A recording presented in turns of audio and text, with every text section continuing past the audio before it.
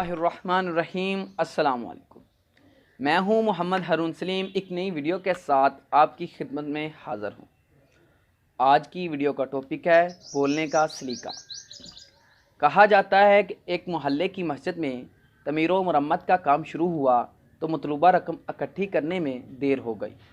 مسجد کی انتظامیہ نے امام صاحب سے کہا کہ اس محلے کی نکڑ پہ ایک تاجر کا گھر ہے جو اپنے تکبر اور بخل میں انتہا کو پہنچا ہوا ہے۔ اگر آپ میں ہمت ہے تو اس سے بات کر کے دیکھ لیں، شاید ہی کوئی راستہ نکل آئے۔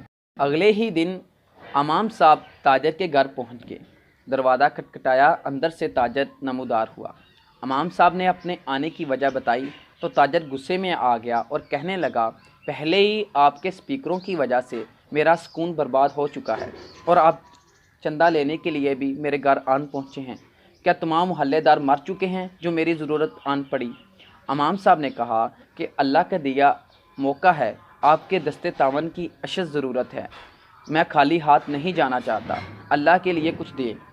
تاجر نے امام صاحب سے کہا، ہاتھ آگے کیجئے، میں آپ کو چندہ دیتا ہوں۔ امام صاحب نے اپنا ہاتھ آگے کیا تو تاجر نے ہاتھ پر تھوک دیا۔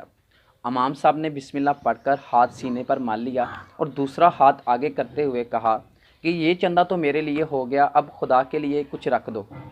تاجر نے جب یہ بات سنی، یہ الفاظ اس کے دل پہ جا لگے۔